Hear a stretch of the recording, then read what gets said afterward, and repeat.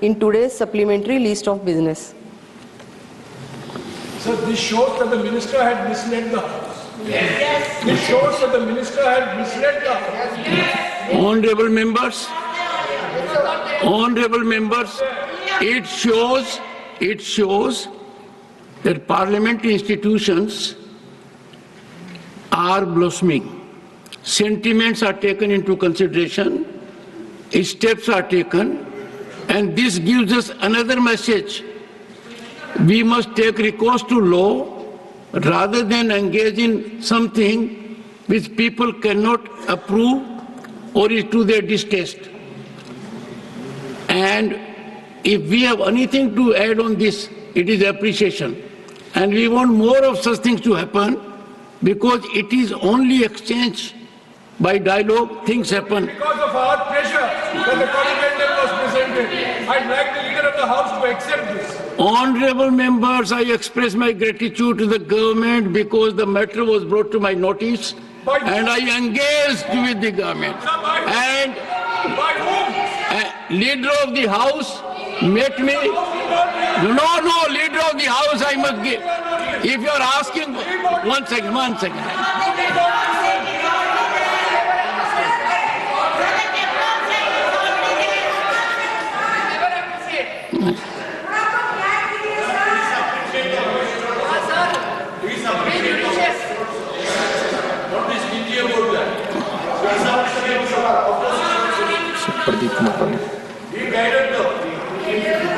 Honorable members, we have Shri H.D. Devgowda ji. In terms of age and experience, the senior most member of the parliament and former prime minister. At this age, his presence, not only in the House but in committees also, is very encouraging to us, inspirational and motivational. I have permitted Shri H.D. Devgowda ji, taking into consideration all aspects, he will briefly reflect to his address. Rest will be laid on the table of the House.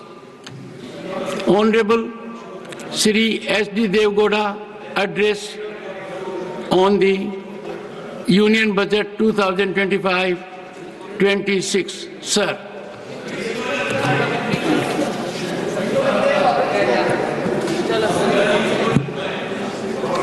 I am grateful to you, sir. I send the message that I am not keeping well. I will not attend today's parliament. Having the sympathy, you said you lay the papers on the table of the House. Sir, Finance Minister has gone through a very issue. She has done her best to give the support to all sections of the society. It is not one section. All sections of the society have done your best to protect the interest of the people. I congratulate, and the Prime Minister also has one brochure has been prepared by the Prime Minister. I have gone through that, sir. This, all details have given. Yes, now I don't want to against your direction.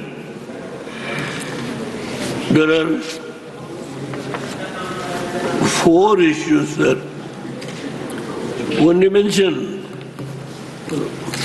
the gist Now, all youths are coming to cities. Your good self can understand. The Bangalore population is 1 crore 40 lakh. Why? I have given a note. Orange was given by the chair. I will place it on the table of the house. And the other is about the micro, small scale, medium industries. Just a note. I will place it on the table of the house. Another is this jackfruit. I am trying my best to determine jackfruit jamun. These to be form a board. I am not talking south or north. Bihar, the Makana board has been formed. In southern states, the jackfruit famine is everywhere, even in the roadside it is there. If the board is formed, youths will start making the value addition, the product, and they will don't come to cities. That is one point. And the other is small scale industries. I have given a no, just only no. You would have directed me because I am running a favor. My conscience is not permitted to absent. I had come. Please. And the Sir, don't strain. Sir, place it on the table. Only one point. Don't strain. Just, sir. Godavari, Kaveri, drinking. Sir, our leader is sitting. Drinking water is a problem. You know that. Bangalore city. Today, nearly 1,500 this water supply lorries, they are extracting, squeezing the poor people. I will leave it that stage, sir. Only one point which I will read. The Honorable Finance Minister has said, after making the provision of ₹1,400 crores in the Union budget of 2022-23, the plan of the project, the Honorable Union Finance Minister stated that in budget speech that all the concerned states would be consulted in the matter of giving approval to the DPR and implementing the scheme. This is Honorable Finance Minister. All our friends, they demanded Godavari to Kaveri. If it is below Bidugundu, below Mettur, if the link is going to be made, what we have to do? Please, even at least the Godavari water Karnataka is suffering.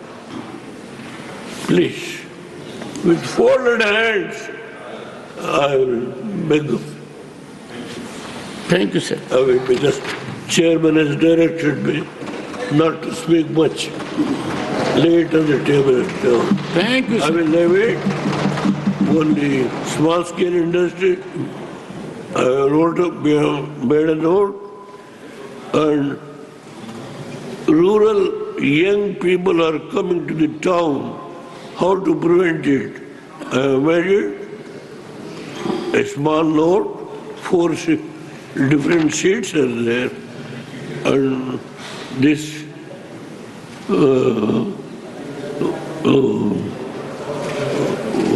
tramline and this board to be formed, like Makana board. I have Thank you, made a sir. note. I will keep it with your kind permission. You have understood my difficulty. You asked me to lay it on the table. I am grateful. Thank you, sir. Shri Pradeep Kumar Verma,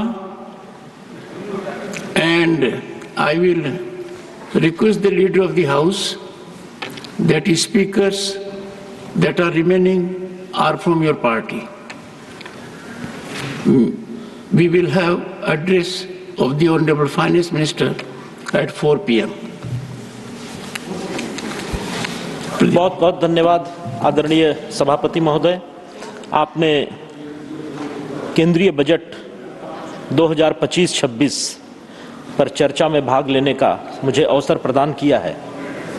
मैं आदरणीय प्रधानमंत्री जी एवं माननीय केंद्रीय वित्त मंत्री श्रीमती निर्मला सीतारमण जी का हृदय से आभार व्यक्त करता हूं, जिन्होंने वित्त वर्ष 2025-26 के केंद्रीय बजट को विकसित भारत 2047 के लिए एक रोड मैप के रूप में प्रस्तुत किया है। आदरणीय प्रधानमंत्री श्री नरेंद्र मोदी जी के सभी वर्गों के समावेशी विकास के लक्ष्य एवं सबका साथ सबका विकास के दर्शन के प्रति प्रतिबद्धता को दर्शाता यह बजट माननीय वित्त मंत्री जी ने प्रस्तुत किया है। बजट में ग्रामीण समृद्धि के लिए कृषि, उद्यमिता और रोजगार सृजन के लिए एमएसएमई, बुनियादी ढांचे और नवाचार के लिए निवेश, आर्थिक वृद्धि के लिए निर्यात, इन 4 क्षेत्रों के विकास पर विशेष ध्यान रखा गया है। इस बजट का लक्ष्य प्रधानमंत्री जी के नेतृत्व में देश की विकास को गति देना, समावेशी विकास को सुरक्षित करना, मध्यम वर्ग की क्रय शक्ति बढ़ाना, निजी क्षेत्रों के निवेश को प्रेरित करना, सुगम बनाना एवं स्वदेशी उत्पादों को वैश्विक बाजारों में प्रतिस्पर्धी तरीके से लेकर जाना प्रमुख रूप से है। शून्य कर श्रेणी को 12 लाख तक बढ़ाकर एवं वरिष्ठ नागरिकों के लिए अर्जित ब्याज पर टीडीएस कटौती की सीमा 50,000 से बढ़ाकर 1 लाख कर मध्यम वर्ग की क्रय शक्ति बढ़ाने का कार्य इस बजट में किया गया है। आदरणीय उपसभापति महोदय, हम झारखंड के लोग बड़े सौभाग्यशाली हैं कि आदरणीय प्रधानमंत्री जी का हमारे प्रांत झारखंड पर विशेष ध्यान हमेशा से रहता है। उनके विगत 10-11 वर्षों के कार्यकाल में झारखंड का हर बार के बजट में विशेष ध्यान रखा गया है।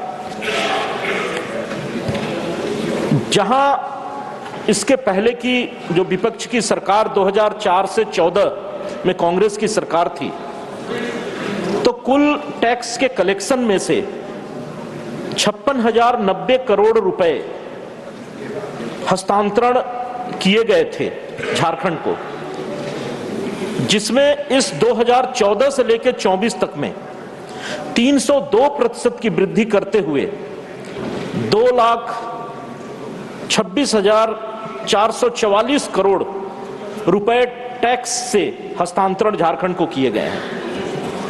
भारत सरकार के ग्रांट में भी 266% की वृद्धि हुई है।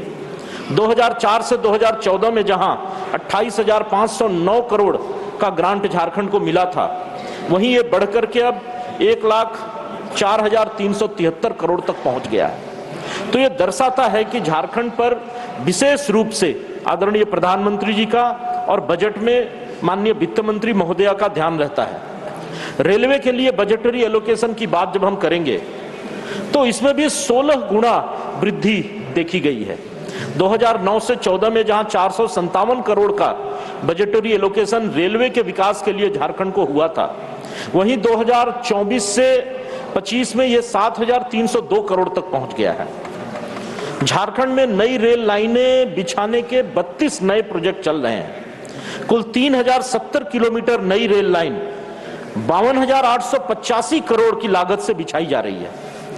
57 स्टेशन झारखंड के अमृत स्टेशन के रूप में विकसित किए जा रहे हैं। 2014 के बाद से, जब से आदरणीय प्रधानमंत्री जी के नेतृत्व में एनडीए की सरकार आई है, कुल 436 रेल, फ्लाईओवर एवं अंडरपास झारखंड में निर्मित हुए हैं। धरती आबा जनजातीय ग्राम उत्कर्ष अभियान के तहत प्रधानमंत्री जी द्वारा 63,000 देश भर में आदिवासी गांवों के 5,000 करोड़ से अधिक आदिवासी जनता को लाभ पहुंचाने की जो योजना प्रारंभ की गई है, उसका बहुत बड़ा लाभ झारखंड के हिस्से आने वाला है। 2,800 करोड़ रुपए में झारखंड में 40 एकलव्य मॉडल आवासीय विद्यालय बनाए जा रहे हैं। इसका भी लाभ झारखंड के आदिवासी समाज को मिलने वाला है। मैं कंक्लूड करता हूं, कुल मिलाकर के हमेशा से, जब से आदरणीय प्रधानमंत्री जी के नेतृत्व में एनडीए की सरकार आई है, झारखंड का बजट में हमेशा ध्यान रखा गया है। मैं आदरणीय प्रधानमंत्री जी और माननीय वित्त मंत्री महोदया का विशेष रूप से धन्यवाद करते हुए समाप्त करता हूं। धन्यवाद। श्री डॉक्टर भीम सिंह। आ गया। आदरणीय उपसभापति महोदय, सक्षम सरकार की योग्य वित्त मंत्री आदरणीय श्रीमती निर्मला सीतारमण जी के द्वारा प्रस्तुत वित्तीय वर्ष 2025-26 के बजट के समर्थन में बोलने के लिए खड़ा हूं। इस बजट में वित्त मंत्री जी का ध्यान चारों तरफ गया है। पूरब हो, पश्चिम हो, उत्तर हो, दक्षिण हो, धरती हो, आसमान हो या समंदर हो, सर्वत्र उनकी निगाहें गई हैं और एक खाका प्रस्तुत किया है जिसे 2047 में अपना भारत विकसित देश निश्चित तौर पर बनेगा। बजट सर्वस्पर्शी है, सर्वसमावेशी है, सर्वगुण संपन्न है। इस बजट से विकास में तेजी आएगी। वह विकास एकांगी नहीं बल्कि समावेशी होगी, विकसित भारत की आधारशिला होगी। और अब जब देखेंगे तो हमारी सरकार जो सक्षम सरकार है और हमारे नेता जो विश्व नेता हैं, उनके नेतृत्व में हमारी सरकार लगातार बजट का आकार भी बढ़ा रही है। जब आदरणीय डॉक्टर मनमोहन सिंह जी, जिनका मैं आदर से स्मरण करता हूं, उनकी सरकार ने अपना जब अंतिम बजट पेश किया था 2013-14 का, तो बजट का आकार 16.5 लाख करोड़ था। 16.5 लाख करोड़। उसके बाद हमारी सरकार आई, बजट में लगातार वृद्धि हो रही है और आज यह बजट का आकार 50.65 लाख करोड़ रुपए हो गए। तिगुना से भी ज्यादा, यह तिगुना से ज्यादा वृद्धि हमारी सरकार ने किया। यह कैसे हुआ? यह कोई जादू से नहीं हुआ। यह हुआ है मोदी जी के दूरदृष्टि से, उनकी देशभक्ति से, कुशल वित्तीय प्रबंधन से। इन कारणों से आज हमारा देश दुनिया में एक शक्ति के रूप में उभर रहा है। दुनिया में आज जो राष्ट्रों का मान है, सम्मान है, वह केवल आर्म्स के पावर पर नहीं है, केवल शस्त्र और पर पावर पर ही नहीं है, शक्ति पर नहीं है। ये राजनयिक चल रहा है। जो पॉलिटिकल डिप्लोमेसी का स्थान आज इकोनॉमिक डिप्लोमेसी ने ले लिया है। हमारी सरकार भारत को एक राष्ट्र, आर्थिक रूप से संपन्न राष्ट्र बना रही है, इसलिए आज दुनिया में भारत की आवाज सुनी जा रही है। और यह कैसे हुआ? हमारी सरकार ने भ्रष्टाचार मुक्त शासन दिया। जहां पहले घोटाले पर घोटाले होते रहते थे, आज लगभग 10.5 वर्ष बीत गए हमारी सरकार के, कोई भी विपक्ष का भी कोई व्यक्ति हमारी सरकार के किसी मंत्री की ओर एक उंगली भी नहीं उठा सकता। यह बजट का परिणाम क्या होगा? इस बजट का परिणाम होगा गरीबी से मुक्ति, 100% स्कूली शिक्षा और सस्ती और सर्वसुलभ स्वास्थ्य सुविधाएं। यही तो चाहिए, शिक्षा हो, स्वास्थ्य हो, और इन सारे चीजों का परिणाम होगा कि एक हंसता हुआ भारत होगा। भारत के लोगों पर, लोगों के चेहरे पर मुस्कुराहट होगी। और इसके लिए हमारे वित्त मंत्री ने इंजनों की कल्पना की है, 4 इंजन।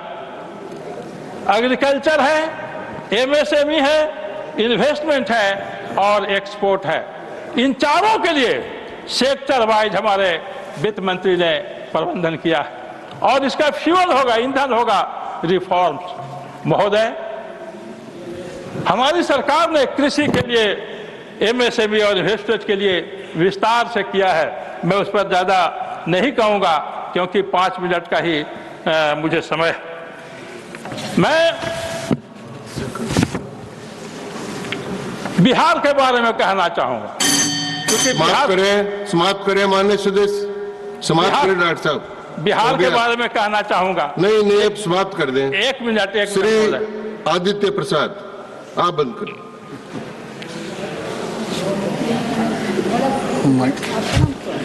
माननीय उपसभापति महोदय, मुझे इस बजट पर बोलने के लिए अवसर देने हेतु आपका बहुत बहुत धन्यवाद। 5 मिनट है आदित्य प्रसाद जी। सर्वप्रथम मैं इस दूरदर्शी और जन कल्याणकारी बजट के लिए एक गरीब बाप का बेटा, गरीब माँ का बेटा, भारत माँ का लाल, देश के यशस्वी प्रधानमंत्री एवं माननीय वित्त मंत्री जी का हार्दिक धन्यवाद करता हूं। उपसभापति महोदय, हमारी सरकार ने महिलाओं, किसानों, युवाओं, पिछड़ों, दलित, आदिवासी, सभी समाज, सभी वर्ग के लिए तकनीकी शिक्षा और अन्य नागरिक सुविधाओं के संबंध में अभूतपूर्व विकास किया है। मेरे गृह राज्य झारखंड, जो कि एक आदिवासी जनजाति बहुल राज्य है, मुझे अपार हर्ष है कि धरती आबा जनजाति ग्राम उत्कर्ष के अंतर्गत 80,000 करोड़ रुपए इस बजट में प्रावधान किया गया है। 470 से ज्यादा एकलव्य मॉडल आवासीय विद्यालय, जिसमें 1.25 लाख आदिवासी बच्चों तक को स्कूली की शिक्षा दी जा रही है। महोदय, किसान सम्मान निधि के रूप में एक धनराशि जो एक निश्चित समय अंतराल पर किसानों को सहयोग राशि के तौर पर दी जाती है, उसे बढ़ा करके 41,000 करोड़ रुपये किया जाना एक बहुत महत्वपूर्ण कदम है। क्योंकि मैं गांव से आता हूं, भारत गांवों का देश है, गांव में किसान रहते हैं।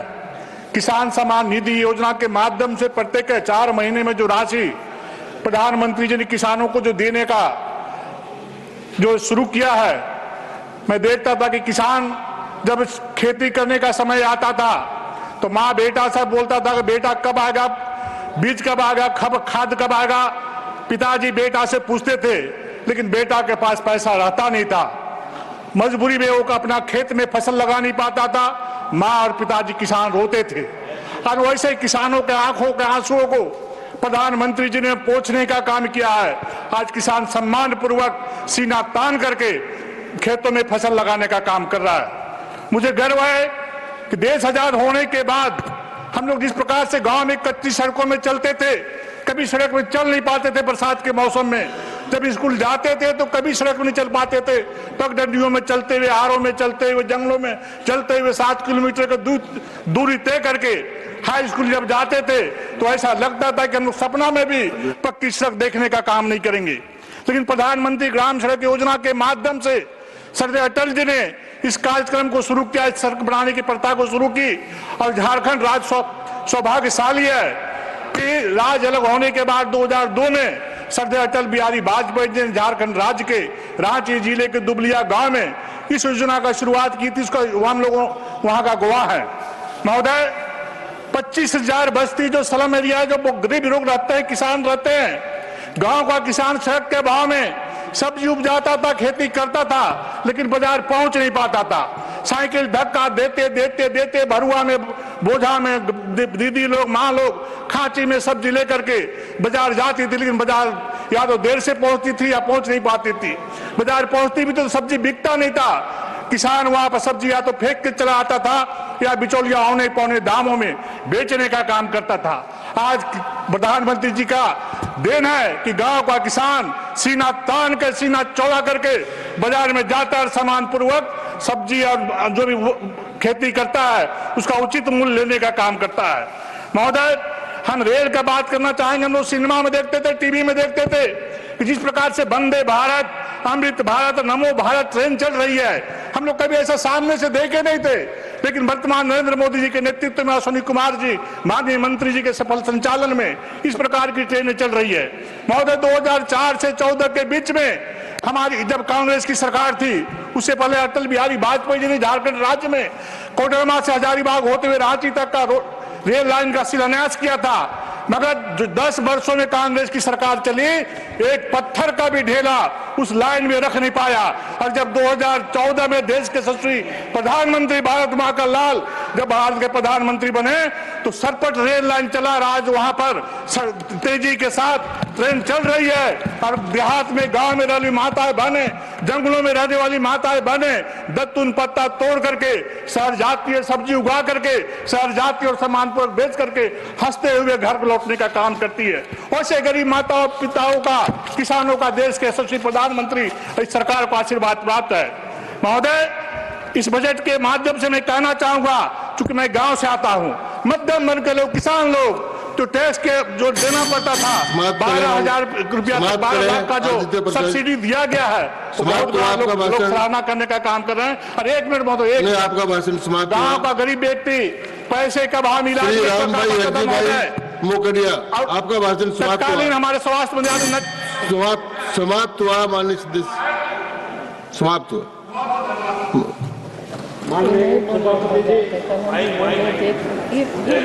माइक चालू है। माननीय उप सभापति जी, मैं इस सदन में बजट के समर्थन में बोलने के लिए खड़ा हूँ। दिल्ली के, सबसे पहले दिल्ली के भव्य जीत के लिए अपने माननीय नरेंद्र मोदी साहब को धन्यवाद देना चाहता हूँ। साथ साथ में हमारे नड्डा जी को भी मैं धन्यवाद देता हूँ कि काफ़ी समय के बाद दिल्ली में बीजेपी का शासन आया, और बीजेपी के सब समर्पित कार्यकर्ता को भी धन्यवाद देता हूँ कि पार्टी के लिए अच्छा काम किया। और साथ साथ में दिल्ली के मतदारों को भी मैं धन्यवाद देना चाहता हूँ कि हमारी 100 साल पुरानी पार्टी को हैट्रिक लगा दिया, और एक बार नहीं 3-3 बार 0 दे के घर बिठा दिया। इससे सबसे बड़ा सुहाग क्या होता है? आज सुनो मेरी बात, मैं तेरी बात, आपकी बात सुनता हूँ भैया।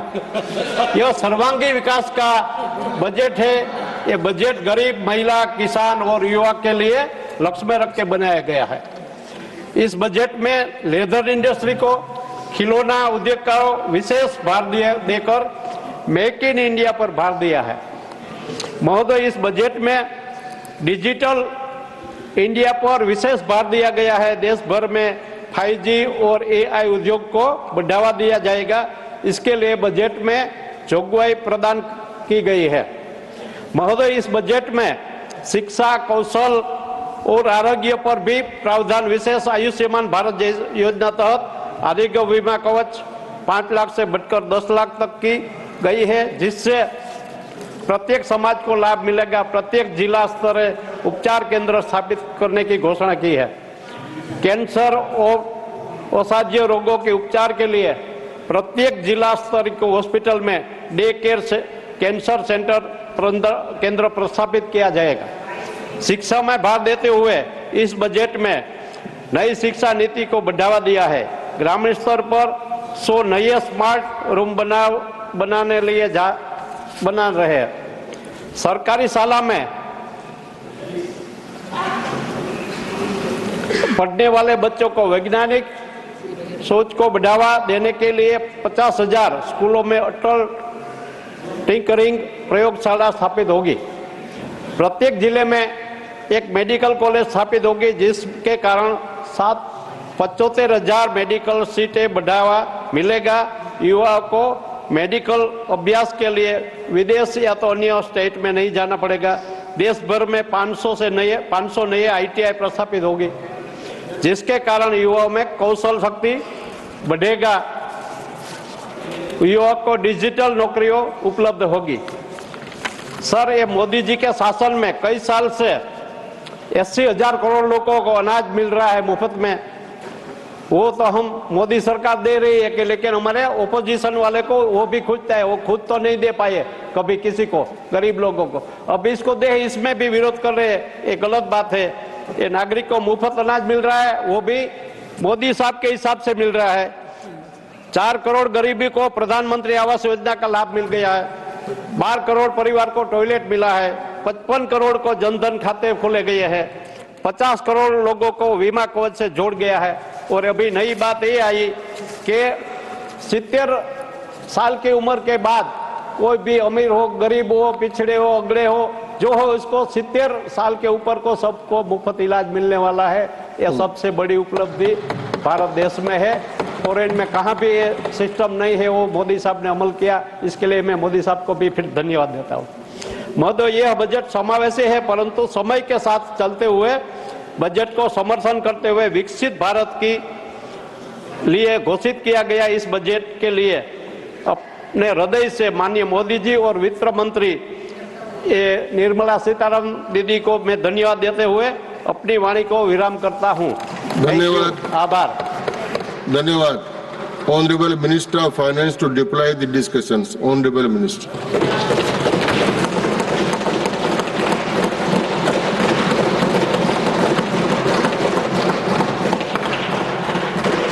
Thank you very much, Deputy Chairman, sir.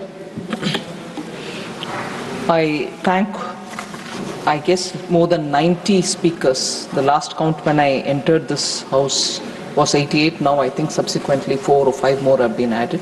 More than 90 speakers have participated in this debate, and I'm grateful that they've spoken so much in detail about the various provisions made in the budget. I'll try to answer most of their concerns, questions, seeking clarification by grouping the questions and concerns raised, and broadly about 16 different categories. They've been grouped, and I'll try to speak about them. At the beginning, sir, at the very beginning, I would want to underline the fact that this budget has been made during a very difficult time. The challenges, particularly the external challenges, are very, very severe, most of which are beyond even any projections or predictions. There are no models that you can build and understand how the trends will be, because they are very dynamic, they're changing by the day. So it's very difficult to reasonably plan up for a budget. But despite that, we have tried keeping the assessments as close as possible to what can develop, keeping India's interest topmost. So this immense uncertainty is still playing out, and many Indian imports, which are very critical for our economy to grow, are also going to be left with uncertainty. So we are trying to make sure that the budget somewhat at least foresees all these and is ready for such eventualities. But even as we say about these things, the budget has very clearly identified the difficulties which are before us, because all these years, possibly even decades, we've been talking about globalization. Now we are facing a situation of fragmentation of the world.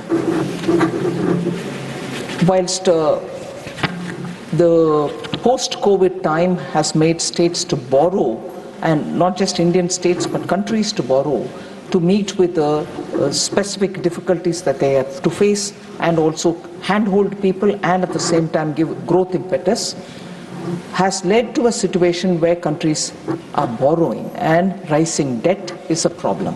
Whereas fiscal prudence has always been the matter which gets advocated. People tell that economies will have to be managed more fiscally prudent ways.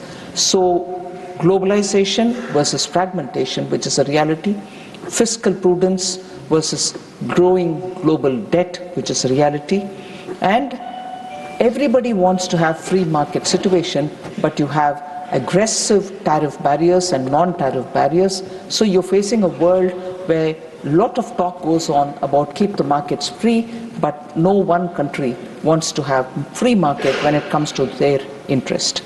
So with all this, the usual practice would be that you will approach multinational institutions to seek redressal or to seek handholding. Multilateral forums have also become today very diluted.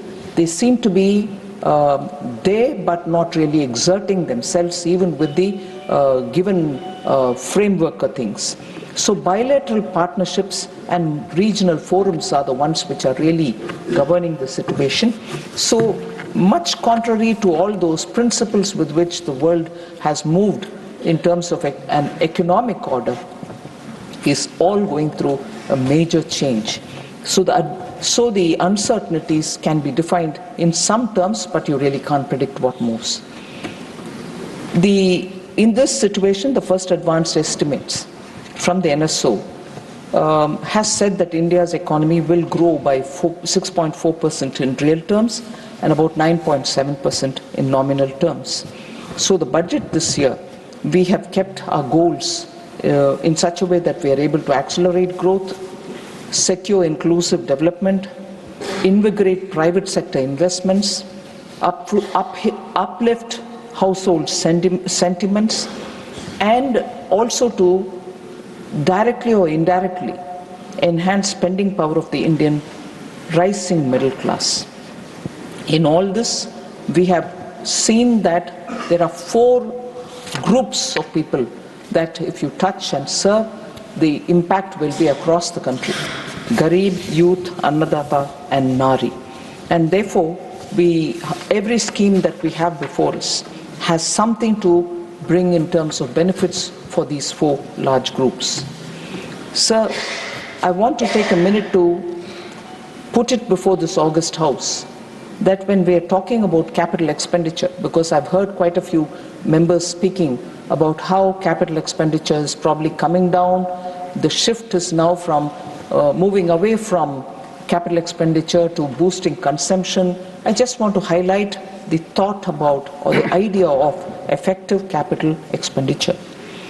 What it does include is core capital outlays in the union budget and also the grants and aid for creation of capital assets to the states.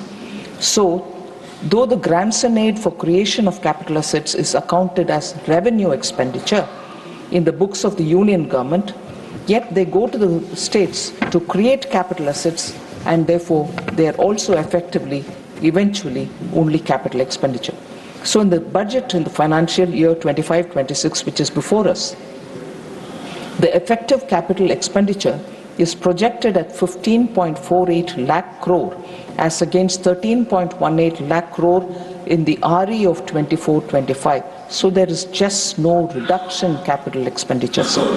But even more, if we take this together with what is done by the public enterprises, they are independent of the budget, they do their own, but they also account for the capital expenditure.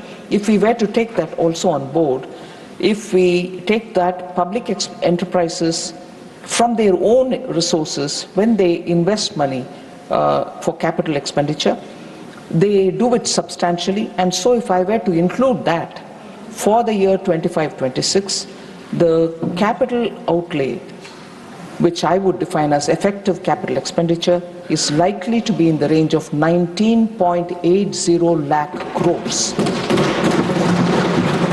So, the concern expressed by some members, which I take up in detail a bit later, but right up front, saying, have sectors been denied money? Have some sectors received lesser than what they received last year? I just want to assure the House, in terms of the numbers that have been presented in the budget, I'll restate them. Sectoral outlays for 25-26, sir. Agriculture and allied activities, 1.71 lakh crores. Rural development, 2.67 lakh crores. These are already given in the budget, it's before us. Urban development and transport, 6.45 lakh crores. Health and education, 2.27 lakh crores. And defense spending, excluding defense pension, is 4.92 lakh crores. So we have not cut down on any sectoral allocations. The total resources being transferred to the states in 25-26 is 25.01 lakh crores. Resources being transferred to the states, which shows an increase of 4.92 lakh crores over the actuals of 23-24. So the portion which has to go to the states are also not cut down. On the contrary, substantial increase has been made in them. So if I spoken specifically about capital expenditure and also sectoral allocations, I want to, because this is the upper house, very experienced members coming from various walks of life are here and who have been in governments are here. I want to highlight a feature of budget making in the last 4 years, 5 years, which speak for themselves. Just 2 examples for each of the years, sir, which is very important considering that members would be eager to know as to how public finance is being managed. Sir, I begin with a contrast, not so much for talking about whose period it was, is it my period, your period, but when crisis hit countries, and when crisis will have to be managed, and when managing crisis you will have to adopt some methods, and post that, the revival. In that sense, I would like to just compare between the global financial crisis as opposed to the crisis of COVID-19, when India's government's attempt resulted that India became fragile 5, whereas after COVID, the attempt that has been made with targeted support to people who needed help has lifted India from the position where it was in fragile 5, post-COVID, from where it was to where we are today on the top 5 economies. So the measures that have been taken are not attributable to one budget itself. It has been sustained over several budgets since 2020. I want to highlight some features for it from each of them. For instance, 2020-21 budget reveals recurrent themes. From then, it reveals recurring themes of transparency to foster credibility of budget making, reforms to capitalize growth, targeted social security, and use of technology for obtaining value for public money.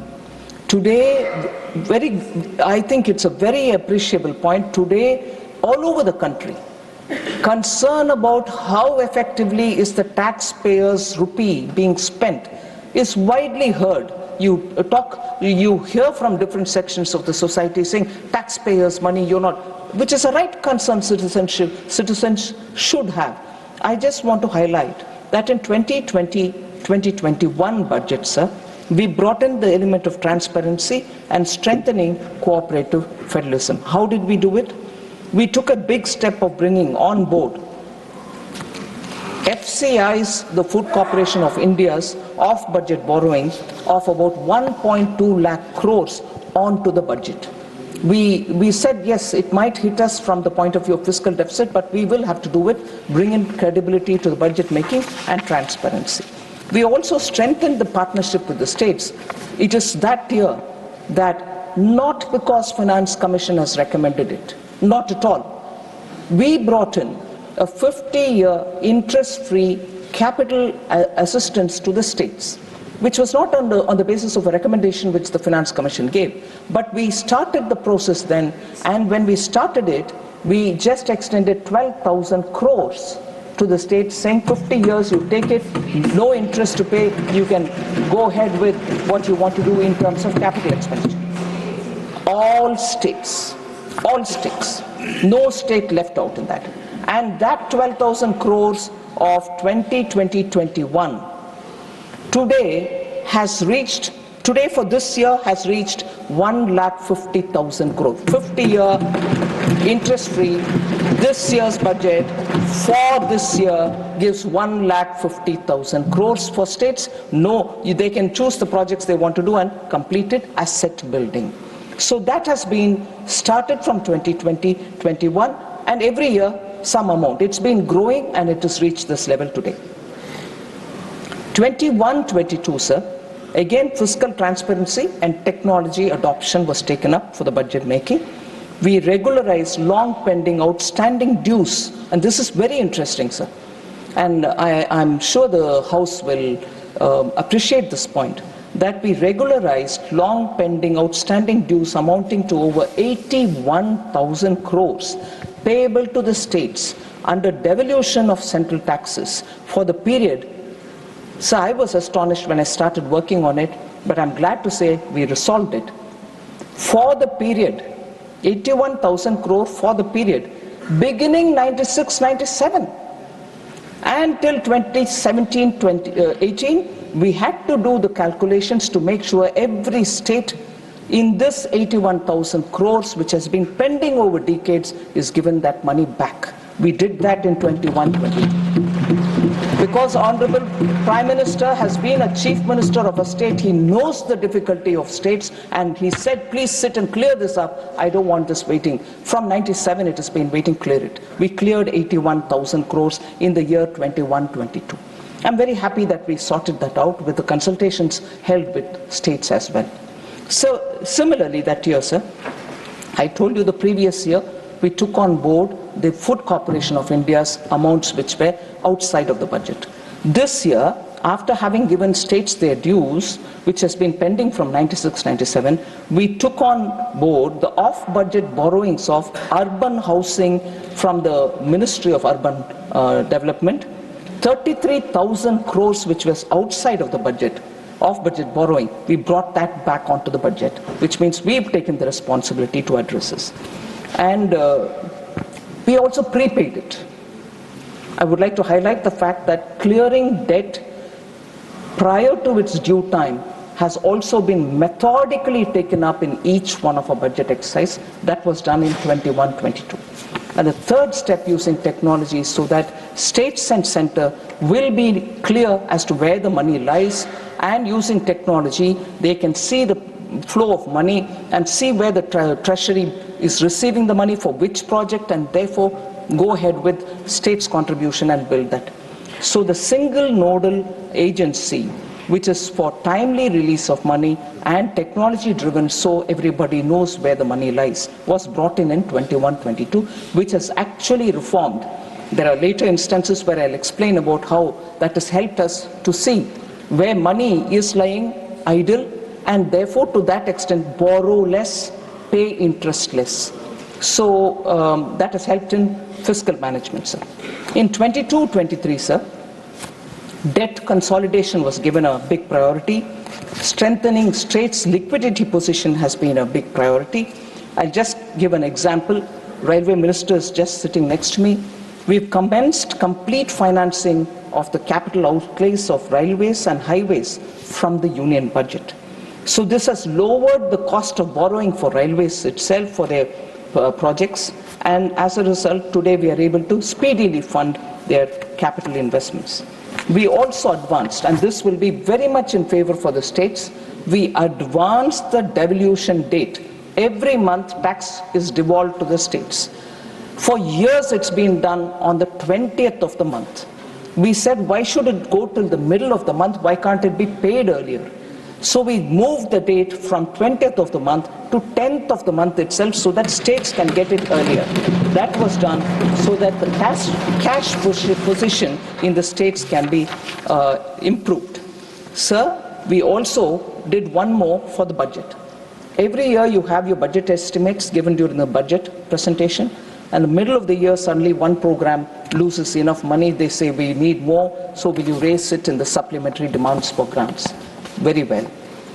there was a practice all the while to have 3 times supplementary demands. So it had 2 implications. One, your estimates were going for a toss, or your estimate itself was not based on the data which you get from the ground, and therefore we wanted to streamline that. And from that year, 22-23, we have brought in a fairly clear system of there will be supplementary demand, but only twice in a year, so that you are able to bring in a BE which is far more realistic, rather than go along the year and keep adding for supplementary demands. So we have brought in that kind of a discipline for ourselves, much more than for anybody, and that is paying adequate rewards. Last but one, 23-24, sir, we made sure the taxpayers get a relief. So the new tax regime was brought in, and we made it as the default regime, so that unless a person wants exemption, he will be part of the new tax regime. But if he states that he wants to be in the old, he can still be in the old if he thinks he's better off in that. So we brought that in, and we also raised the tax limit, meaning up to certain income that you don't pay tax at all, to 7 lakhs in that year. And using marginal benefit, meaning marginal relief being given to the taxpayer, up to 7.27 lakh an individual doesn't need to pay tax, was brought in 23-24, which of course this year we have gone up to the level of 12 lakhs.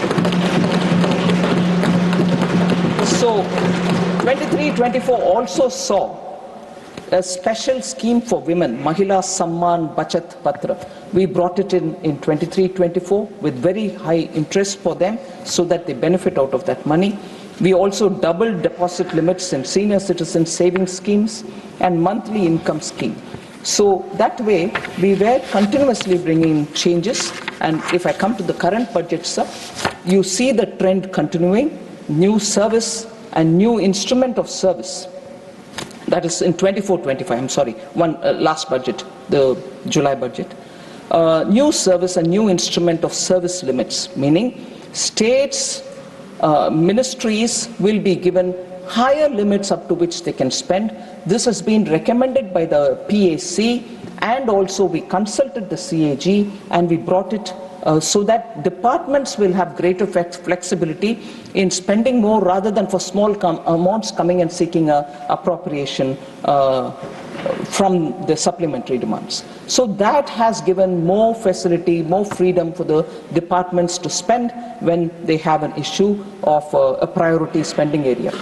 This is the 4th time since independence such a review has been undertaken, and we have brought it in this year, in 24-25 July budget. Similarly, one other major reform that we brought in was short-term T-bill borrowings have been drastically reduced. This has contributed for greater liquidity in the markets, in the financial system, so that private borrowers don't suffer.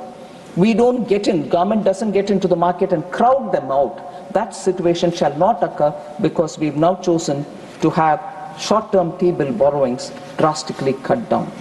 We also did a buyback of G6 for about 88,000 crores.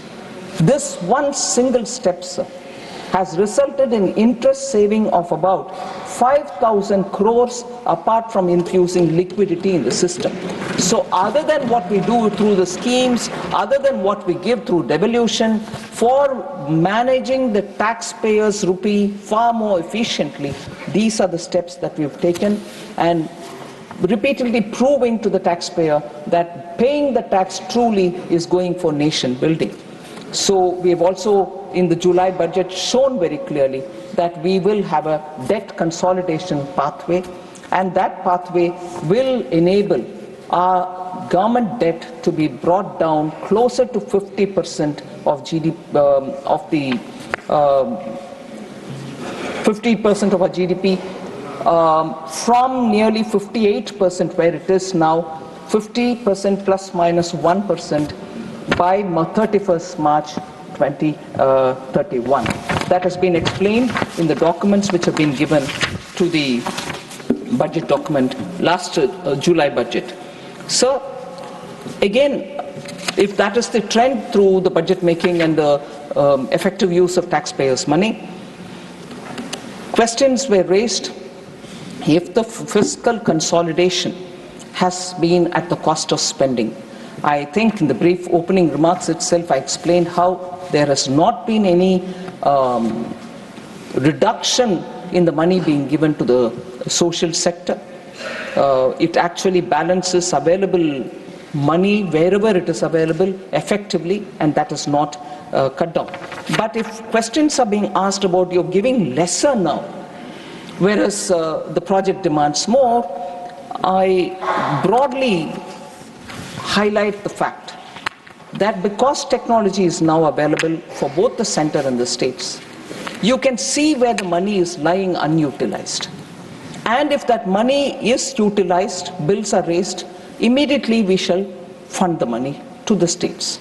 Now, whether it is lying in your treasury, whether it is lying in the SNA account, which is for a particular scheme, money is lying, sir. And big amounts are lying in various big schemes across states. I'm not pointing out for one state or another state or the third state. But if money is lying there, it is a money given, and many times borrowed money. If it is lying there, am I expected to borrow more money and put it in there and keep paying the interest?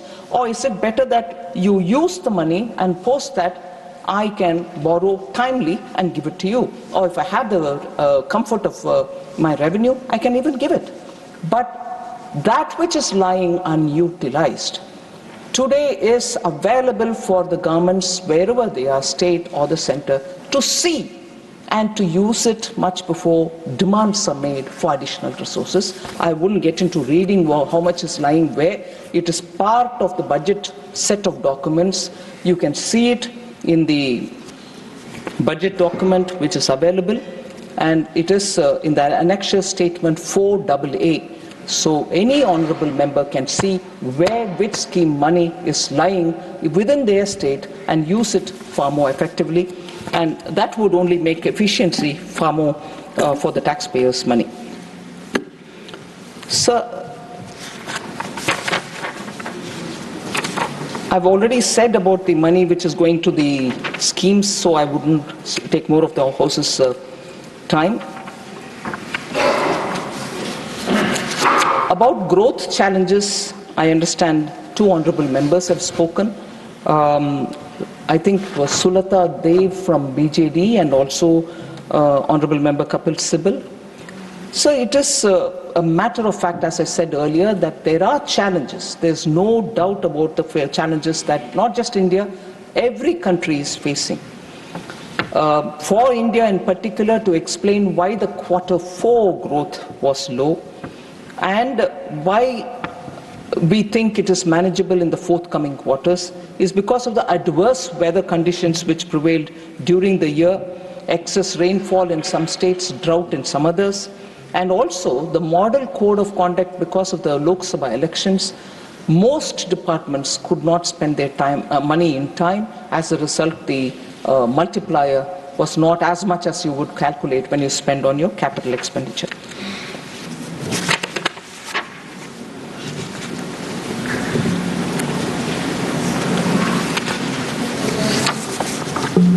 Sir, former Finance Minister P. Chidambaram has raised quite a few issues, and I have answers for all of them, answers based on data.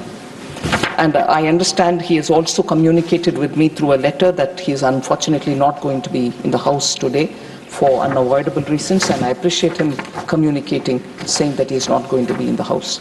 But nevertheless, because they are very important points, I will try to give answers for them.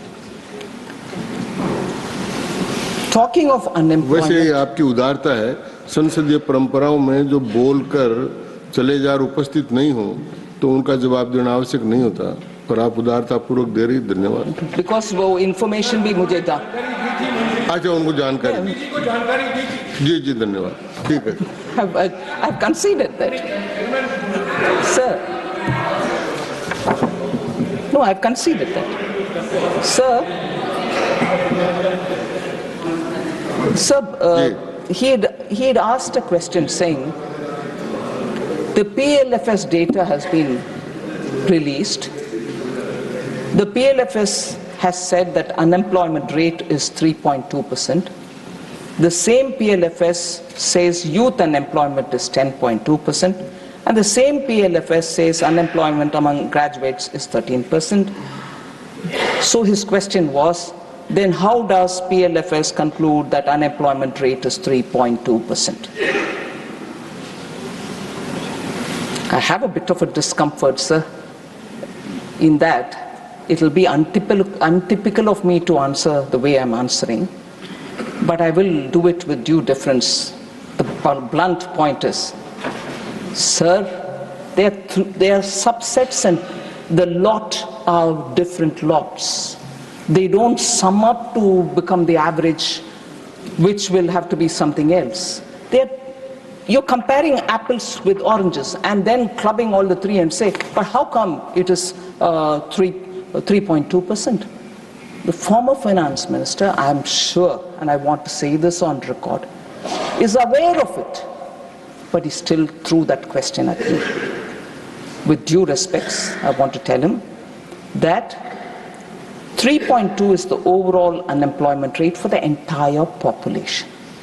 Whereas when you're talking of youth, it is a subset within which they are calculating the total. We need to improve in each one of them, there's no doubt. But to think that these did not add up to give a mean average is wrong. They are different sets. So I leave it there. I would think, oh, I'm surprised to hear that from former finance minister. I'm not saying that, but yes, surprises me. Sir, he also raised a question.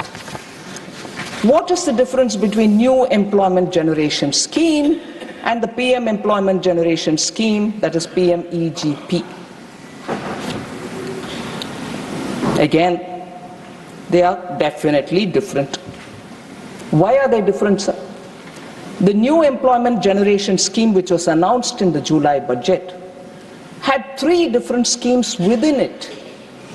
One which will take care of first-time job seekers, for whom there is a particular scheme, the particular provision which is given, the first-time job seeker will be given this much if his moment taken in, and so on. And a scheme B within that set of 3 is job creation in manufacturing, where we incentivize for the employer additional employment that he will bring, either of first-timer or of somebody who's moving from one job to another. So this is linked to employment, and first-time employees were much more given that kind of an attention. An incentive will be provided at specified scale directly to both the employee and the employer through the EPFO route, so it is registered, it's transparent, everyone can see how much is going to which employer for which employee that he brought in additionally. And that scheme will last for 4 years. So for 4 years, if the same employee continues with the new employee company, continues with the employer, the incentive keeps flowing. So that's a second one. And a third one is to support employers, where all additional employment within a salary limit of 1 lakh per month will be counted, and the government will reimburse employers up to 3,000 rupees per month for 2 years towards the EPFO contribution for each additional employee. So the new employment generation scheme had these 3 distinct employment creating schemes. Whereas PM Employment Generation Program, PMEGP, is one of the flagship programs of the Ministry of Small and Medium Enterprises, MSME.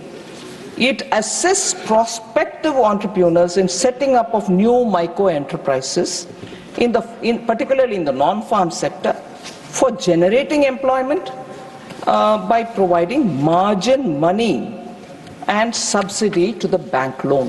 So the character, the nature, the purpose, and the method of PMEGP is this, and the PM's new scheme of employments, which are 3 distinct. So as a basket, the three distinct versus the PM Employment Guarantee Program are totally two different things. So the difference between the two is what came as a question. This is what I would want to give as answer.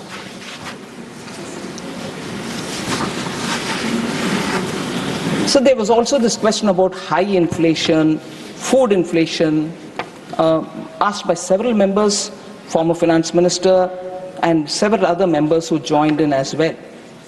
So as per the data released yesterday, the CPI inflation for January 25 fell to 4.31% from 5.22%. This is now closer to the lower end of RBI's inflation target, which is in the range of 4%. So the steep correction, particularly in tomato, onion, and potato prices, actually these three are key components in the CPI food basket. And additionally, decline in pulses inflation supported by tariff-free imports. For the pulses that we don't produce adequately for our consumption, we import, but we made a conscious policy of removing the tariff when the import comes in so that we don't add to the price of the landed pulses. So as per the RBI's report on 7th February, sir, CPI inflation for 25-26 is projected to be lower at 4.2% only.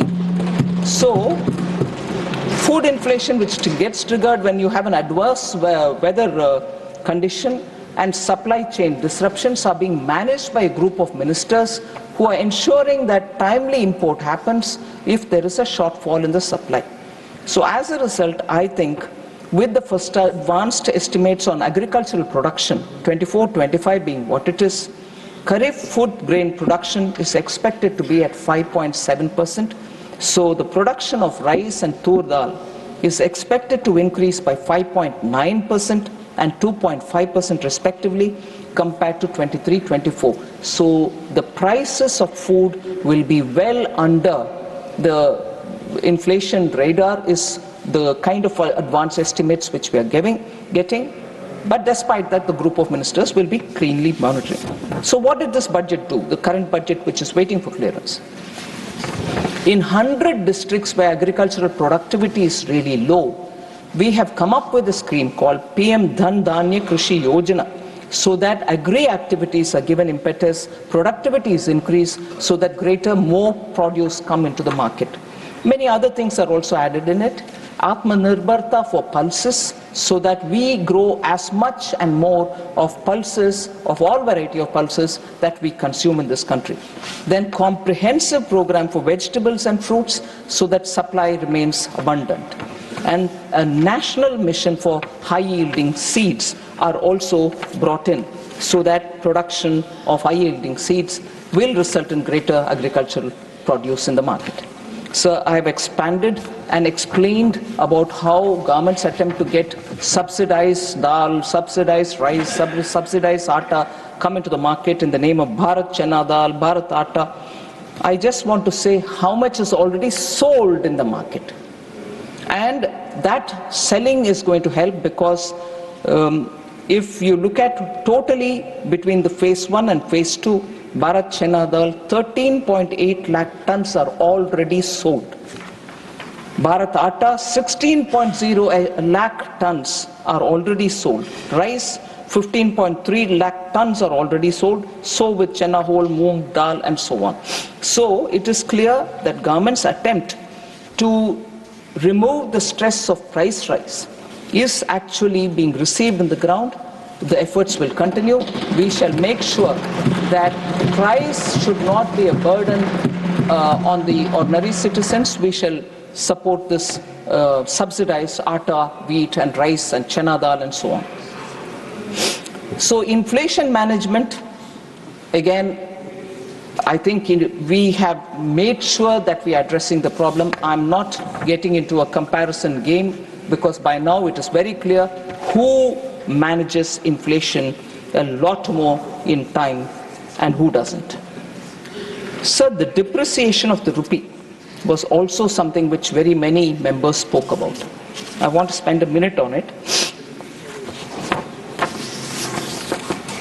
Many of the members are still here who have been talking about it. The value of the Indian rupee, sir, is influenced by several factors which I'm sure honorable members know about it.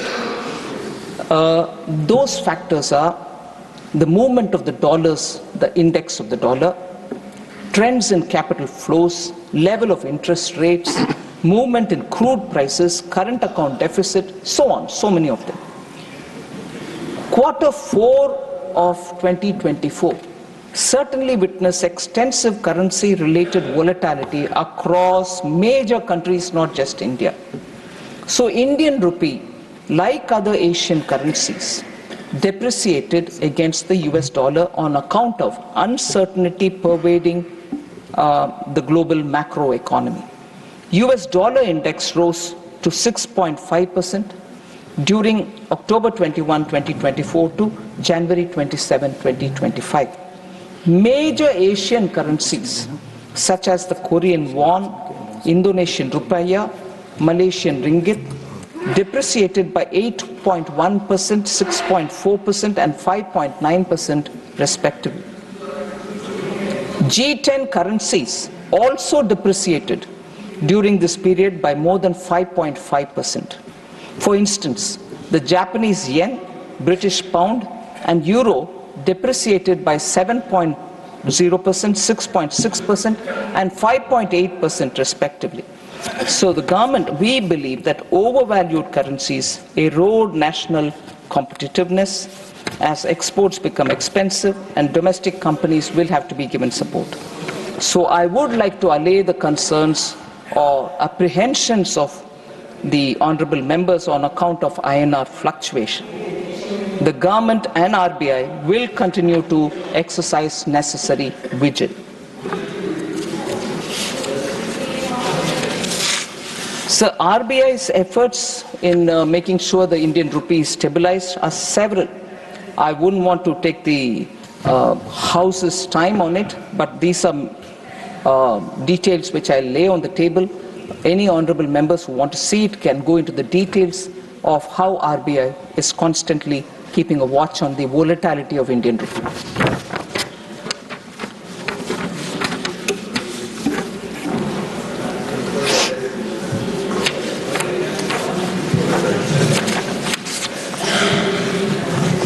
So there was an interesting question raised by the former finance minister.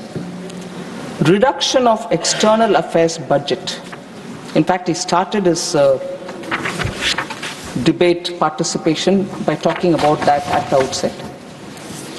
Made me feel that why would he want to start talking on external affairs rather than talking about many other finance ministry related specifics. But he wanted to ask as to reduction on external affairs budget. Are we reducing India's global presence was his question, sir. I was a bit surprised by this.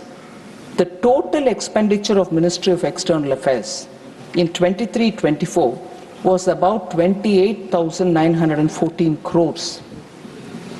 It included 8,193 crore for payment to Exim Bank. And why would it include payment to Exim Bank? Because Exim Bank was almost compelled towards invoking guarantees against doubtful debts. Exim Bank supports a lot of activity overseas, and in the instance of the payments not coming in time, they will have to invoke guarantee.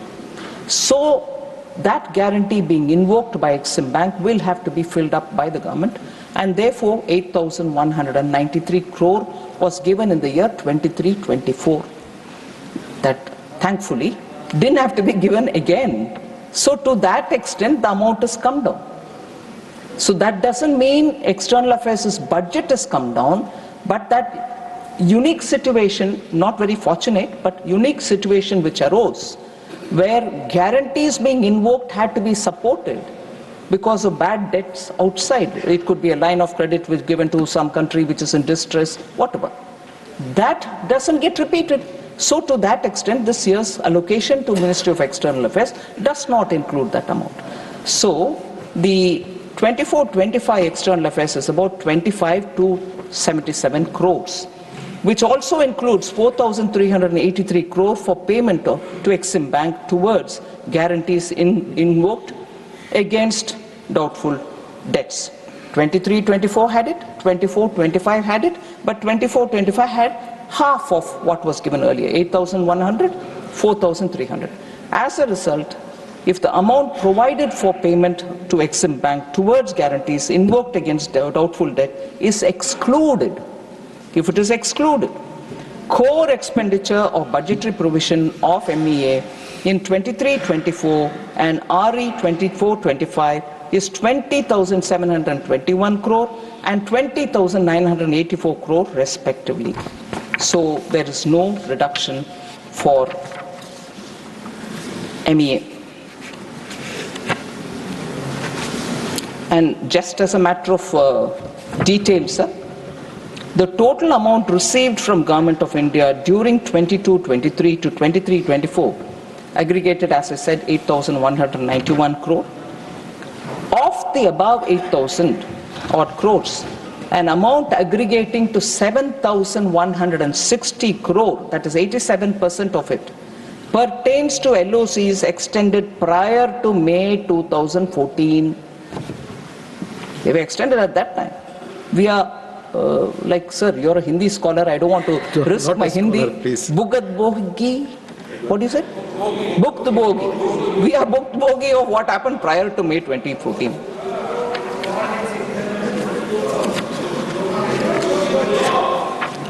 Sir, also one question which was raised by many other members was about food subsidy. Food subsidy, sir. Provision made under food subsidy 25-26 is realistic and it factors reduced costs on account of the gains accruing from equity infusion made by Government of India for Food Corporation of India. 11,000 crores was infused into FCI in 23-24. As a result, the provision reflects that and rationalizes to that extent. So this has helped actually in that it helps reduce its short-term borrowing, and that has to be kept in mind, sir. So infusion has helped. Fertilizer subsidies, sir, 2024-25, 1.64 lakh crores was given. It has been increased to 1.68 lakh crore for 25-26. So no, we have not reduced. And let us also recall that in the Purvanchal area, sir, 3 urea factories which were lying idle have been revived because of Purvanchal, Purvodaya, which is a big point which Honorable Prime Minister believes in and wants to revive the eastern region. And 3 of them are all in the eastern region. Now to add further, this budget has restored Namrup in Assam so that 12.7 lakh metric tons of urea can be produced, and that can also add to our fertilizer urea availability and a reduction in the imports. So these are steps taken one by one with a conscious attempt to make sure the eastern region can grow and grow well. So I'm not sure if facts of these questions which have been raised by many members have not been answered earlier. Maybe they were answered earlier. But I'd like to just highlight some of the issues where, is it a Bihar bonanza budget? Is it a budget only for one state? Does it mean that no other state gets anything? It's repeatedly been asked, and I've been answering this. So I just want to highlight, and also the question that you've not consulted the states before getting this budget. Not true at all, sir. Every year before the budget is made, all finance ministers from states spend a whole day talking about what are the states' priorities. We listen to them patiently and also include them in our budget making process. And I already expanded on the point that 1.5 lakh crore is the amount that we have now made provision for capital assets for states. So regional imbalances and infrastructure gap, PM Gati Shakti actually tells you where the gap is for which infrastructure program, and therefore we are able to fund them better. And regional imbalances are also being addressed. I already said 25.01 lakh crores is what is being projected to be given in the year 25-26. So, whether it's Bihar or only BJP states, it's just an unfounded allegation. I want to dispel that thought from the members. I'll give you the details, sir. Punjab, Shri Nitin Gadkari ji has informed the Rajya Sabha in December itself that 38 national highway projects were sanctioned in the last 3 years for Punjab, and for the development of 825 kilometers of roads amounting to 22,160 crore only for Punjab. Telangana, sir. Kakatiya Mega Textile Park in Warangal, announced as PM Mitra Mega Textiles Park. In August 2024, Union Cabinet approved industrial node in Zahirabad under the National Industrial Corridor Development Program. These are two major big-ticket items being done for Telangana. Please, sir? Please, back. The Jharkhand, no, sir. Please, no. In Jharkhand. No. Please, back. Not going on record. Renuka ji, back jaye. Not going on record. Please, not permitted. Please, no. Sir, let me hear it, sir. Please, take it. Honorable Finance Minister, please speak. Please. बीच में बिना chair की अनुमति के ना बोले. Please, no. Please. So what was it, sir? So what is that question, sir? I'm quite willing to answer. What is that question, sir? So let me hear it, sir.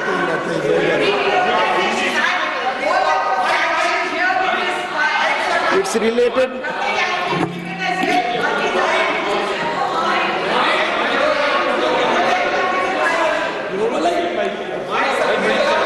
It's related Reorganization Act compensation.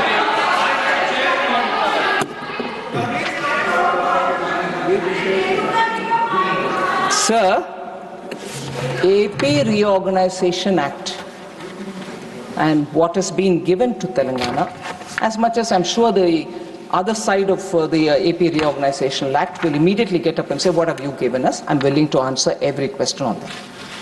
AP Reorganization Act, as to what has been given in particular for Telangana, I'm willing to spend a few minutes on it, as much as I would probably now or a bit later mention, and probably I will say this one line at the beginning, whether it is this party or that party, doesn't matter. I'm talking on behalf of the state Telangana, people Telangana, as much as all of us want to talk. At the time of reorganization, post the Reorganization Act getting passed, Telangana was revenue surplus. Today, it is, I'm sorry to say, I'm not picking on any one state, every state has its issues.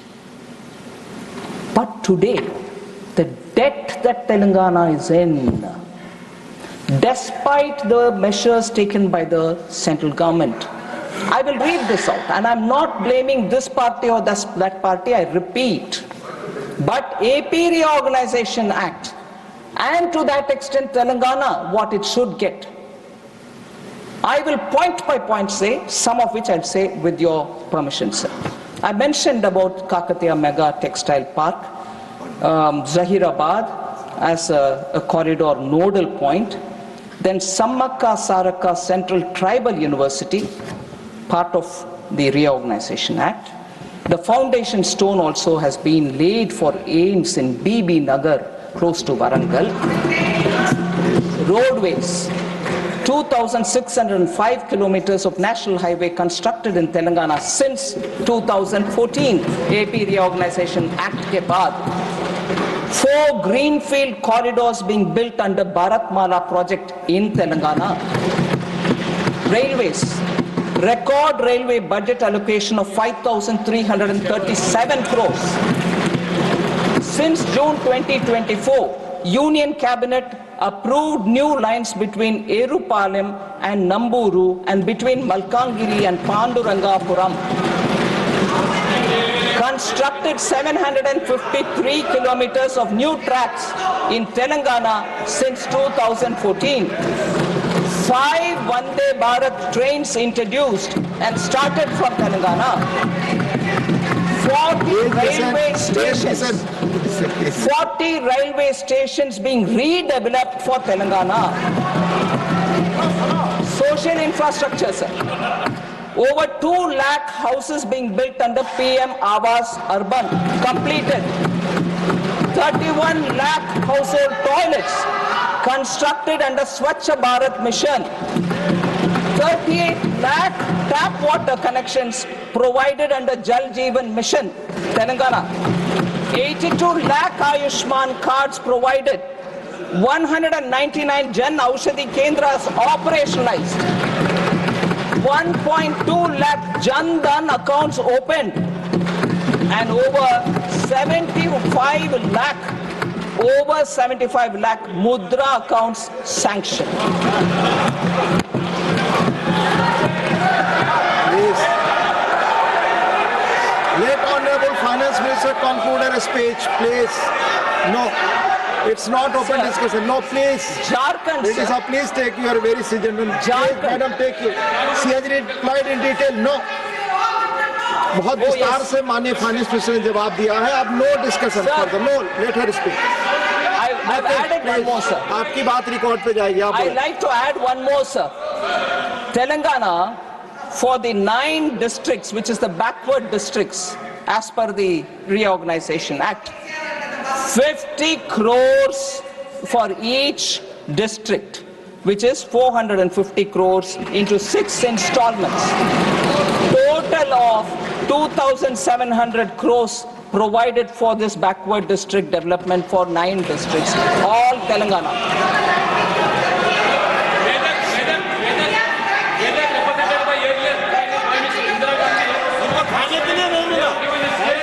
Please, please. Please. Let Honorable Finance Minister continue, please. Sir, Dr. Lakshman from Telangana is right in saying that. I forgot it. Srimati Indira Gandhi had contested from Medak district, Medak constituency. All right, sir. She won from Medak, represented that constituency. But who has given the first railway station for Medak? Prime Minister Modi.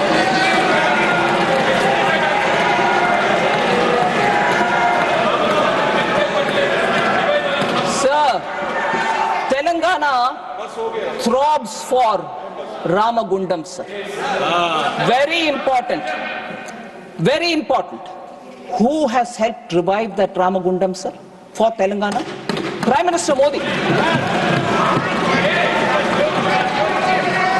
So, the capacity of Ramagundam, sir, after the revival is 12.7 lakh metric tons. Also for the record. So, no state. Please take your... No, she has replied in detail. I am not allowed you, madam. You are a very senior man. Please take your seat. No. आप सभी बैठिए. Please. No state has been ignored under Prime Minister Modi. Yes, you all sit. No point getting angry, sir. Yes. A point raised, point answered. Yes. You want more? Please continue. Please. Sir, Sir, the point is... Please take your seat. Renuka ji, please take your seat. Renuka ji, please. आपस में बात नहीं, please. Please. Renuka ji, please. Sir. Dr. Lakshman, please. Sir, kindly. Sir, actually, I kept reading only some of the main things. Yes. But more for the sentiment of Telangana, sir. More for the sentiment of Telangana, sir. Justice Ramagundam, Justice Sammaka Saraka, these are very big sentimental and right points for Telangana. One other right point for Telangana, sir, I missed out on saying, I seek your indulgence. Turmeric which is produced in Telangana is one of the classiest turmeric. One of the very good quality turmeric produced in Telangana. Who gave the turmeric board? Located in Nizamabad, Prime Minister Modi, sir. With due respect to the honorable member who is feeling so charged about Telangana, we are here also equally charged for Telangana, but we show it in action and not by just raising the questions. So, for every question that is asked, sir, because it's an emotional issue, we are also responding by action rather than keep raising the issue. We are showing action on the ground.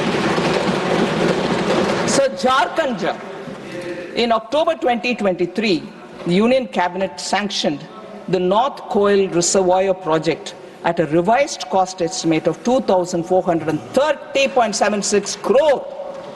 And that is for Jharkhand. So this budget is not for Bihar, this budget is not only for BJP states, every state is getting their right due. There is nothing that I am saying, oh, we are giving. No, states deserve to get it, they will get it, they are getting.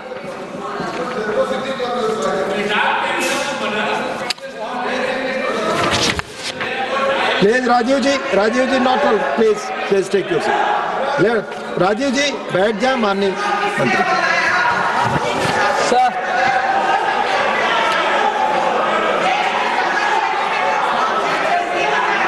Please माननीय रेणुका जी अपनी seat पर बैठे हैं, आपस में बात नहीं. कोई बात आप सबकी रिकॉर्ड पे नहीं जा रही है. माननीय Renuka ji, please take your seat. Please take your seat.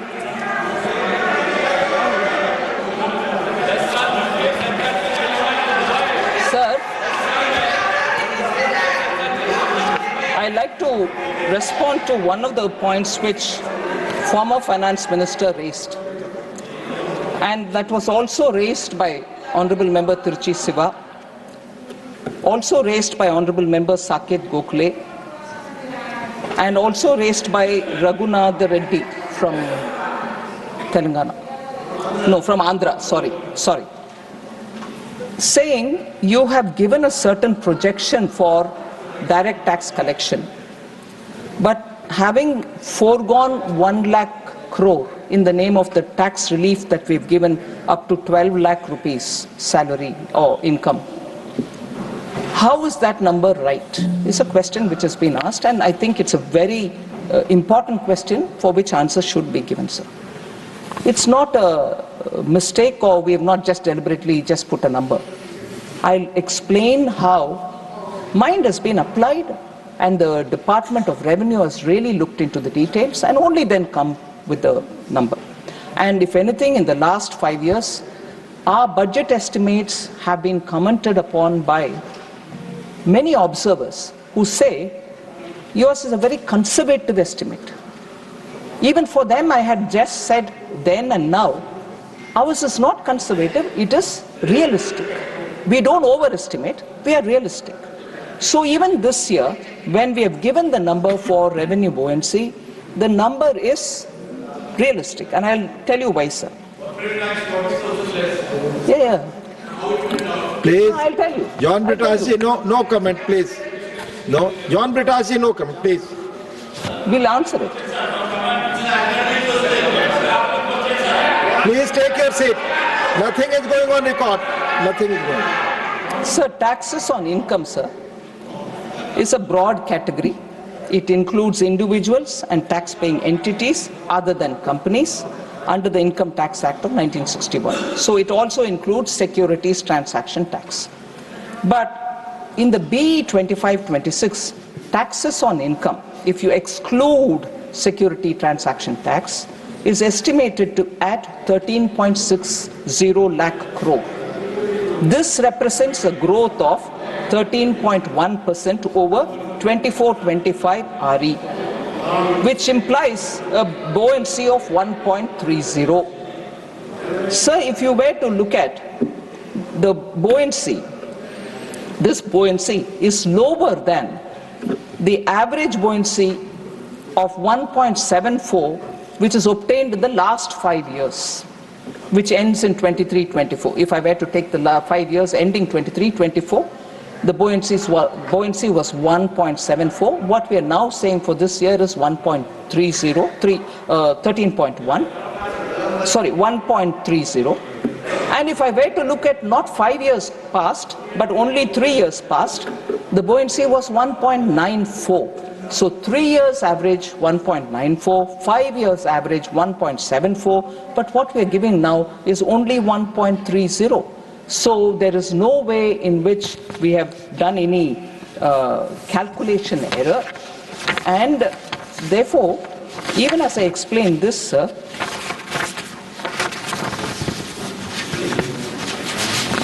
that misunderstanding which, say, John Brittas would have in his mind, Honorable Member John Brittas would have in his mind, is, for instance, the effective tax rate across different categories of taxpayers for the year 22-23 is as follows, sir.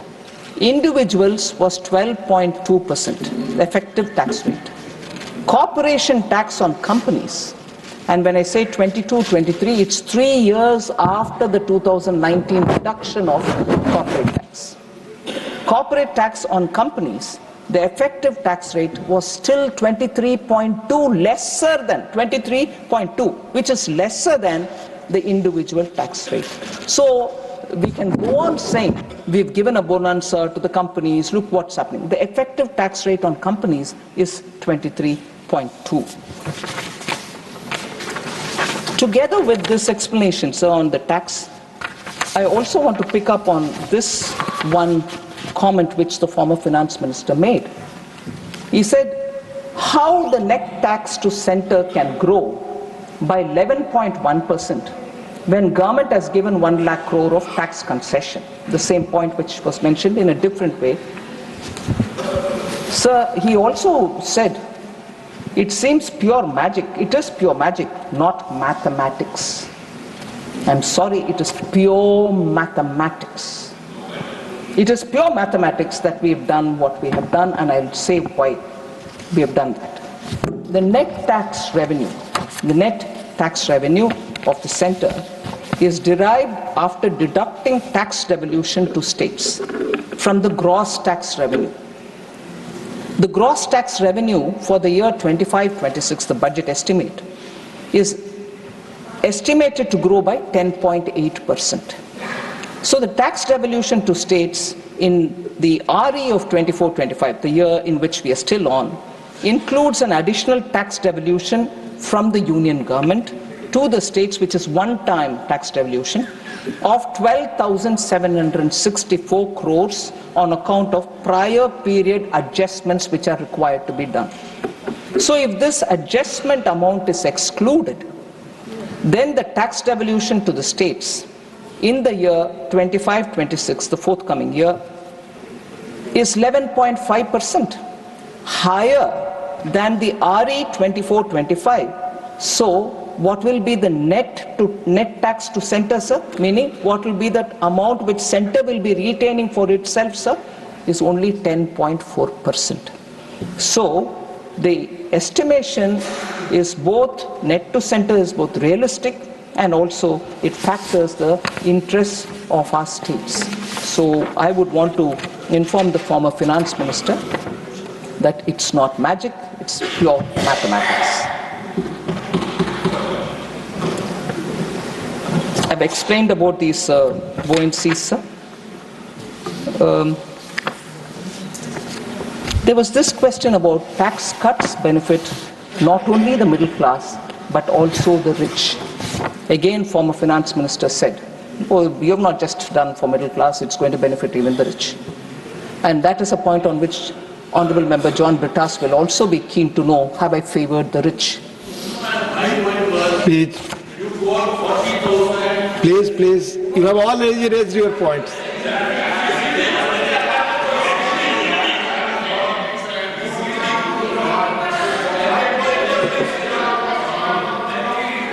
Yes, put your question.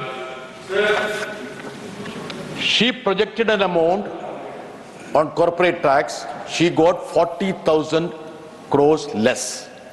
But whereas she's projecting 14.8% growth in personal income tax, despite giving a giveaway of 1 lakh crore. That was the question which was raised. Even then, now, for 25-26, her growth rate in corporate and GST is hardly 10%. How is it? That was the question. Thank you. I thought I've answered one part of his question, sir, and I'll further answer through this response on the point that former Finance Minister raised. He said, therefore, your claim that you're only benefiting the middle class is not really completely correct, because it's the measures that you've taken is going to benefit the rich also. I'm sorry, he's wrong. Tax rates for different bands of income has also been reduced, which is a truth. But what does it benefit, and by how much does it benefit the middle class as opposed to by how much does it benefit the higher income groups? I'll just give you a figure, sir. We are all aware that in this budget we've said up to 12 lakh rupees nil tax, which is 100% relief for those earning 12 lakhs or less, sir. 100%. Please, no. Then, I'll give you no the intervention, so, please. Middle class, so up to 12 lakh, okay? Which was already mentioned, but I'll tell you that. 24 lakhs.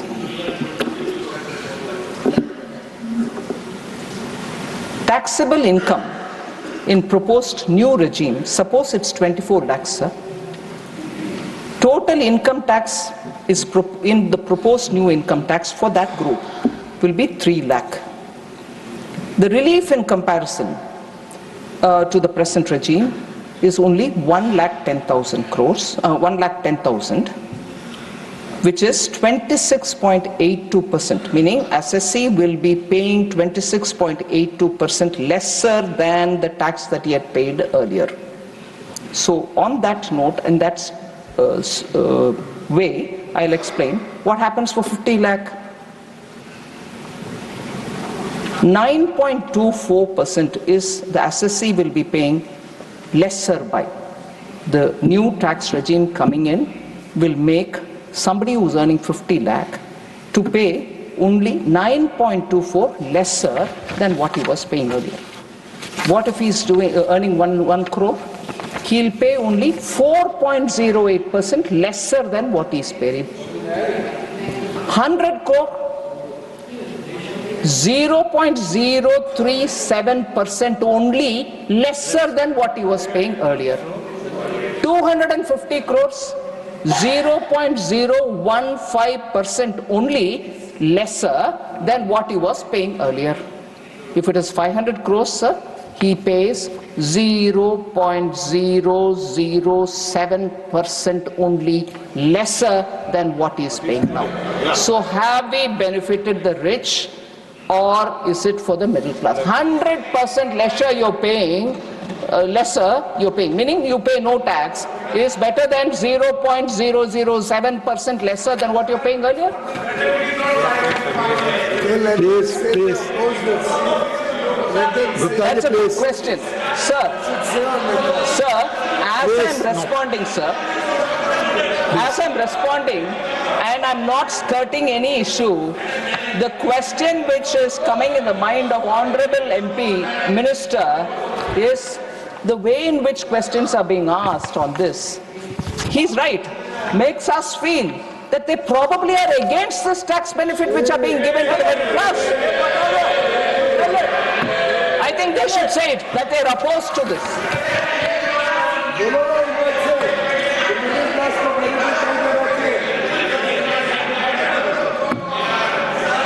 Please take your seat. Please take your seat, Gupta ji. Please take your seat. John Britash ji, no, not allowed. No, please. No. No, no, no. Sir. Please.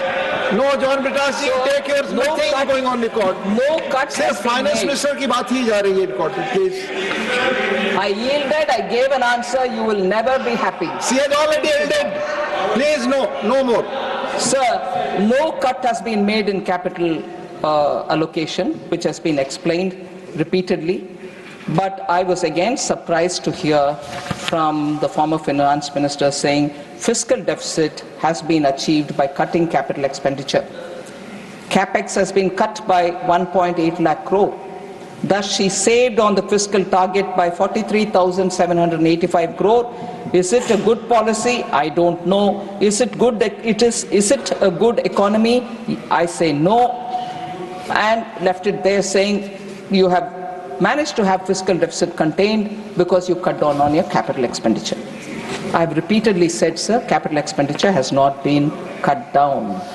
Actually, the total effective capital expenditure is proposed to be 15.48 lakh crore, which is 4.3% of our GDP. So the 11.11 lakh crore of the vote on account budget and July budget is now gone up to 11.21 lakh crore, which is 3.1% of our GDP for capital expenditure. So where have I cut down? I haven't. Sir, it's a good augury that the former finance minister has really appreciated and realized the importance of the capital expenditure. And so, at least I'm glad that he realizes that capital expenditure has greater multiplier and it is good for the economy, it is necessary to undertake it, and his concern that are we cutting down is well appreciated, and I want to assure, no, we are not cutting down. But that concern may be well worth for him to counsel some of his own party-ruled states, whether it is Karnataka, whether it is Telangana. Spend on capital expenditure, please. Tell them also. Tell them also. But their capital expenditure monies are coming down. Congress-ruled states are no longer spending their own money on capital expenditure. We are giving, we will continue to give. So, former finance minister, may I request him, in his absence, that he should counsel Congress-ruled states to also spend on capital expenditure. Sir, I don't want to get into data to say during UPA this what happened, but one data is very important, sir. Under the UPA, capital expenditure as percent of total expenditure, excluding interest payments, became half, meaning it was halved by 31%, from 31% in 2004 when Atal Bihari Vajpayee ji left. 31% it was. It was brought down to 16% when UPA left in 2014. Where is 31%, sir, capital expenditure? And where is 16%? Appreciating capital expenditure, at least there are tourist eye, at least now. At least now you have understood. Sir, Sir, also former finance minister said, the chief economic advisor says get out of the way, in response the FM in the budget announces 7 new schemes, 8 new missions and 4 new funds, meaning the chief economic advisor has told you to get out of the way, whereas you are coming up with more schemes. Sir, people of India have made them get out of government. People of India have made them to get out of governance itself. And more importantly, if you take back to 1947, Mahatma Gandhi said to the Congress party, get out of politics. You got disbanded. Get out is for them, sir. They should disband the party. Gandhi said, please, you don't need to be in politics. Get out of politics. But no, they're still lingering in India's political domain. So, from our side, I want to say getting out is something which Honorable Prime Minister has been repeatedly saying, I don't want red tape. I want red carpet for industry. I'll remove archaic laws. 1,550 obsolete laws have been removed. 40,000 unnecessary compliances have been removed. And also decriminalization has happened for 3,400 offenses where people would have been put in jail. We've removed those clauses. We are certainly getting out, and the CEA reminds and tells, shows many things. That the chief economic advisor is independent and does say things for all the country. I want the state governments also to follow this route of remove archaic laws. Get out, get out, get out. I wish the former finance minister tells the Congress governments to please get out of the way. You don't disturb people. They want to be entrepreneurs. They want to grow. They want to. So, Jan Vishwas bill were brought by us. We removed the angel tax so that the startups can function. And the notorious retrospective act which was brought during UPA was removed by Honorable Prime Minister, sir, which was a regressive act.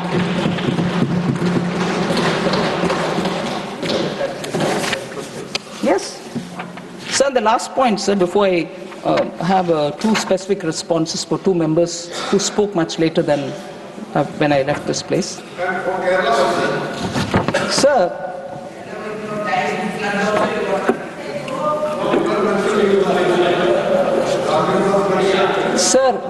former finance minister. Please. Please listen. No comments from. There's just one point which we can repeatedly remind ourselves. I'll say that. About Kerala. No. About Kerala. No. About Kerala. Sir, there is, this is former finance minister. There is a government, but there is little governance. There is no philosophy, so there is no policy. I'm urging FM to recapture the wisdom and far-sightedness of Dr. Manmohan Singh. Former finance minister said, I listened to him carefully. Philosophy, vision, if that was the way in which 1991 opening happened of the Indian economy, sir. Within 6 months, they gave up all the conditions which were put on India for the opening of the Indian economy. And they just forgot reforms after that. So vision was there, but it remained in paper. And not till Atal Bihari Vajpayee came has the momentum on getting reforms done, get your roads built for the country, rapidly change the nature in which businesses are done, started happening. And after that, 10 years after that, again, 10 years remained lull. Once in 2014, we started all over again, reforms are happening. So vision was there, whether under compulsion or otherwise, you opened up the Indian economy, but it didn't persist. But it was a brilliant government, brilliant budget, right? Made history, no doubt. I don't know if there's a connection, but I want to just put on the table here. It was from that government that the former finance minister resigned. Whether he resigned on his own account or was asked to go. If that was a government about which he is telling us, oh, it was a brilliant government, it had vision, it had this. Sir, you resigned from it. I want to believe you resigned. Or were you asked to go? But he came back to it. All right. So, never mind, you can defend. But he did leave it. No and comment. then he went No to three different parties. He went to even a regional party, TMC. He went to a regional party, Tamil Manila Congress. And then there. So, such a great government about which I am being told, oh, you should remember it had vision. Arey, you couldn't have left that visionary government then. You left, sir. You left. Sir, two things, sir. Two things. I'll come to Kerala, certainly. Jaya Bachchan ji, honorable member, spoke passionately about how the film industry is being neglected. And also, she said, leave aside the GST. All single screen theaters are shutting down. People are not going to movie halls. There is no cut in the entertainment tax and so on. For the benefit of all honorable members, I just want to explain this a bit. There is no entertainment tax levied by the union government. First thing clear.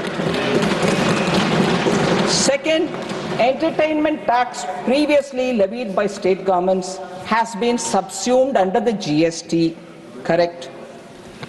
Then, Constitution still allows the state governments to make laws with respect to taxes on entertainment and amusements to the extent levied by and collected by the panchayats and municipalities. This is some entry 62 in list 2 of the 7th schedule. Regional councils or district councils can also levy. So, these levy of taxes on entertainment and amusement is by the local bodies, which is a state subject. There is no central jurisdiction on it. So no question of will you increase, will you reduce, none of that is with me. Sir, then,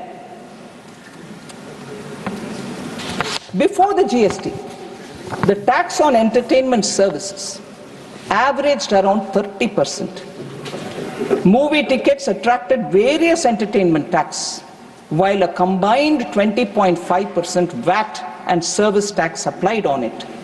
Also to apply to food and beverages at the theatres. Some states had entertainment tax as high as 100%. Now, the service of food and beverages in the movie theatre attracts merely 5% GST.